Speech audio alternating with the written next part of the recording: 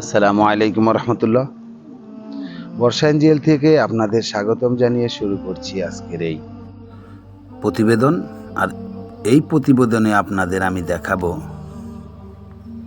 এখানে আপনাদের দেখাবো পাট শাক সম্বন্ধে। পাট শাক এক সময় আমাদের দেশে পাটকে সোনালী আঁশ বলে থাকে।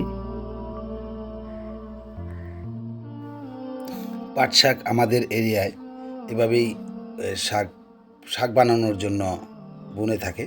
বিশেষ করে বাজারজাত ভালো হয় ঢাকার ভিতরে। এই পাট শাকটা দুই ধরনের হয়ে থাকে। একটা হলো তিতা দেশি পাট, আমাদের বাংলাদেশে যেটা উৎপন্ন হয় বীজ, সেটা হলো দেশি।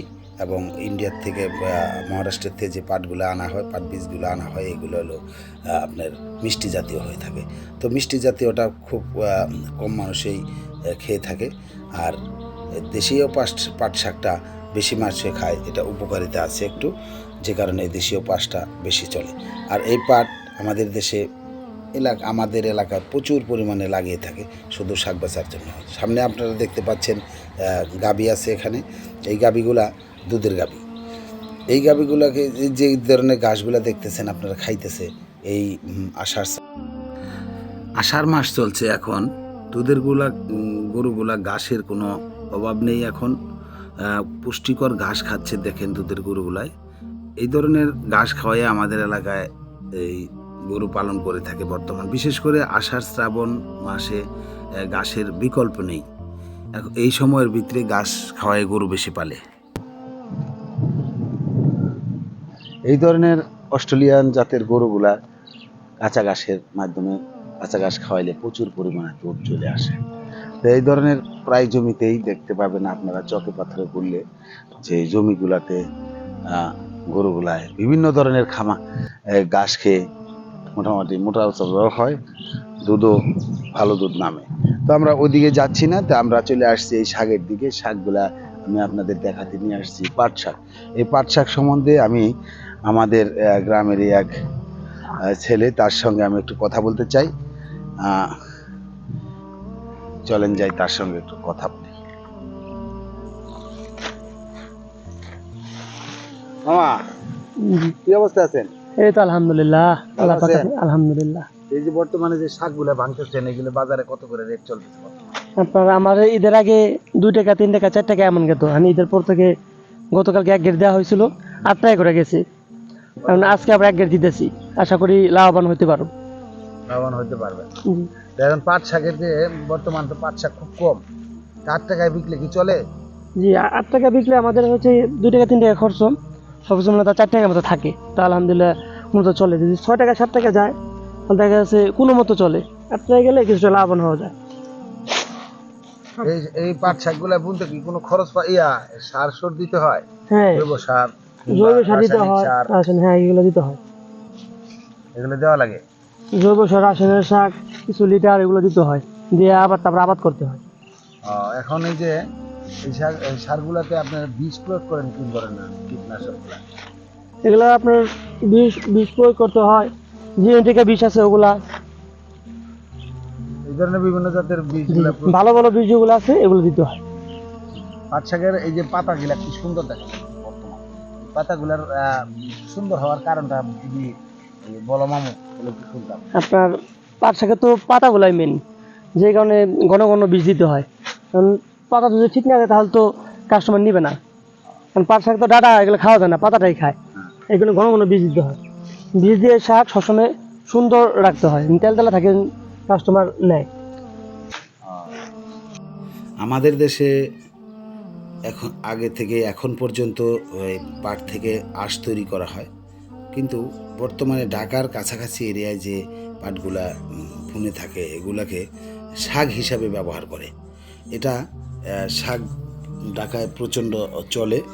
ঢাকার মানুষের শাকগুলা খায়, অন্য জায়গার মানুষও শাক খায়, কিন্তু ঢাকায় এই শাকটা একটু বেশি চলে, যে কারণে এখানে আর আঁশ তৈরি করে না। শুধু বপন করার পর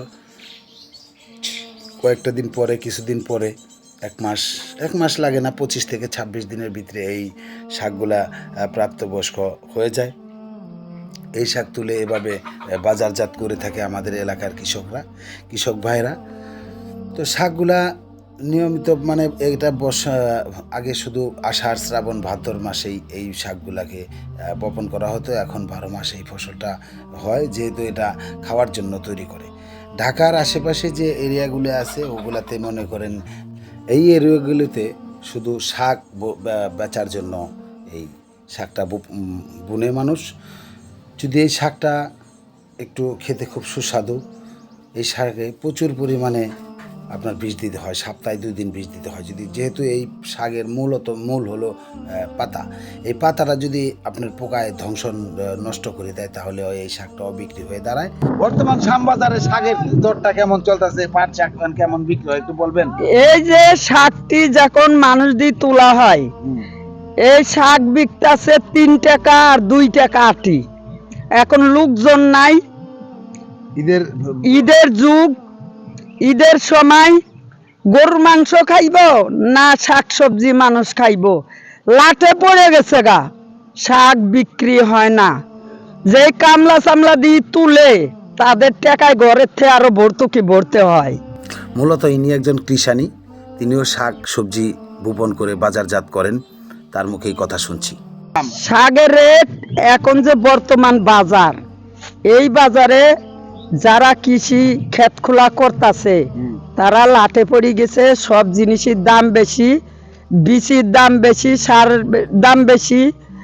মানে তারা এই কৃষি কাজ করে সব জিনিসের দাম গাই করে দাম বাড়াই দিতেছে সরকারে, অথচ তল্লাশি নিতেছে না যে কৃষি মানুষগুলো যে কিভাবে তারা একটু উন্নয়ন করে তারা যে একটু বাঁচবো, তাদের বাঁচার কোনো আশা নাই।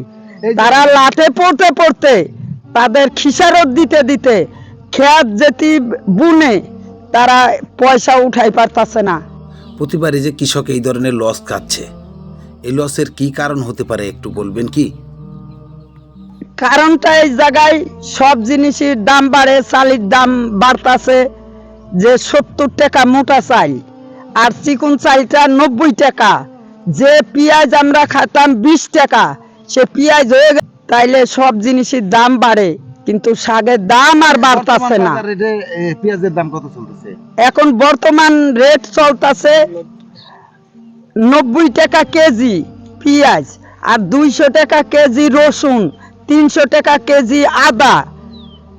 তাহলে সব জিনিসের দাম বাড়ে, শাকের দাম তো আর বাড়ে না। কৃষি মানুষগুলো দেখে না পায়, একটু বিবেচনা করে যেতে আপনি সার বিষের দাম কমায় দেন, তাহলে কৃষি লোকগুলো একটু বাঁচতে পারবো। আপনি যখন তাদের চাইয়াই দেখতেছেন, তাহলে ভালো করে চাইয়া একটু সব জিনিসের দাম একটু চাহিদা, সব মানুষের একটা চাহিদা থাকে, সেই চাহিদা পূরণ করার জন্য আপনি তো বিবেচনা করবেন। তো সার বিশ্বের বিবেচনা করে এই সার বিষ, যে সাদা সার ছিল 20 টাকা কেজি, সেই সার হয়েছে অনেক 60 টাকা কেজি। মানুষ কি করে খেত খোলা করে? আমিও একটা কৃষি মানুষ, আমি এই কৃষি কাজ করতেছি, আমি খেত খোলা করতেছি, আমিও শাক খেত বুনি, আমি লাঠে পড়ে গেছি। সবকিছুর দাম তো ঊর্ধ্বমুখী। এখন আপনি শাক আজকে কত করে বিক্রি করছেন জানেন? আমি আজকে শাক বিক্রি করছি 3 টাকা আটি, লাল শাক। 1 নম্বর বাজারে, শাম বাজারে, কাউরান বাজার আছে, রায় বাজারে, স্থানীয় গেন্ডা বাজার আছে, এইগুলা থেকে আপনি বিক্রি করেন সব সময়? আমি সবসময় মানুষ দিয়ে এগুলো আমি গাড়িতে উঠাই দিই। আমার চালান ঘরের থেকে আরো ভর্তুকি বরণ লাগতেছে বর্তমান অবস্থায় কঠিন। এখন আর আমার চলার মতন আর রক্ষা নাই। বর্তমানে আমাদের এই অত্র এরিয়ার ভিতরে যে সকল শাক সবজিগুলো গ্রহণ করতেছে, জানি না কি ধরনের পরিস্থিতি উত্তরবঙ্গের অবস্থা। আমাদের দেশে এখন সেইভাবে আর সব ফসল পাতি বিক্রি হচ্ছে না, বিক্রি হচ্ছে শুধু চালের দাম বৃদ্ধি পাচ্ছে, পেঁয়াজের দাম বৃদ্ধি পাচ্ছে, আদা রসুন এগুলোর দাম বৃদ্ধি পাচ্ছে প্রতিনিয়ত। তো বর্তমানে শাক এবং সবজি খুবই কম দামে বিক্রি হয়। যেমন এক আটি শাক এখন পাওয়া যায় মাত্র 3 টাকায়, ওখানে খরচ আছে প্রায় 2.5 টাকা। এই যে আটা না, এই আটানাতে খেত কিনতে হয়, বিভিন্ন ধরনের কাজ করতে হয়, লোকজন খাটাতে হয়, এতে তাদের পোষে না। এই পরিস্থিতি থাকলে আস্তে আস্তে কৃষক হয়ে যাবে, বিলীন হয়ে যাবে। তো বর্তমানে যে কৃষক তারপরেও কিন্তু চেষ্টা করে যাচ্ছে যে এইভাবে কবে একদিন না একদিন হয়তো আজকে বিকতেছে না, কালকে বিকবে, কালকে বিকবে না, পরশুদিন বিকবে। ঈদের ছুটিতে শিকড়ের টানে যার যার দেশের বাড়ি গ্রামেতে চলে গেছে। তো তারা মূলত তারা আসার আগ পর্যন্ত এই বাজারটা এই ধরনের থাকবে। বাজারটা হয়তো আর একটু উঠতে পারে যদি যখন তারা আবার ঈদ ছুটি শেষ হয়ে গেলে কর্মস্থলে আসলে আবার হয়তো বাজারটা ঠিক হয়ে যাবে ইনশাল্লাহ, আশা করি।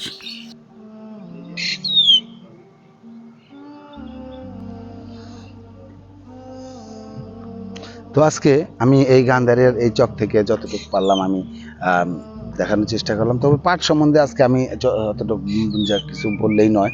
পাট ভালো একটা ফসল, সবাই পাট শাক খাইতে পছন্দ করে। যেমন পাট শাকের মধ্যে দুই ধরনের ধরন আছে। একটা দেশি পাট শাক, সেটা তিতা বলা হয়, এবং মিষ্টি জাতের যে পাট শাক, এটা পিকলিস পাট, যেটা আমরা ইন্ডিয়ার থেকে যে বীজগুলো আসে, এগুলো মহারাষ্ট্রের থেকে চলে আসে এদিকে। এই পাটগুলার বিচি মিষ্টি হয়। আমাদের বাংলাদেশের পাট শাকগুলো সাধারণত তিতা হয়। তো তিতা শাকগুলো বেশি কাজে লাগে, মিষ্টিটা তেমন মাসে খায় না। তিতা শাকগুলো যদি 10 টাকা বিক্রি হয় হাটে, মিষ্টি শাকগুলো 5 টাকায় 3 টাকায় বিক্রি হয়। তো যাই হোক, আজকে এই পর্যন্তই। সবাই ভালো থাকবেন, সবার দীর্ঘায়ু কামনা করে আজকের মতো এখানেই শেষ করলাম। খোদা হাফেজ। আসসালামু আলাইকুম ওয়া রাহমাতুল্লাহ।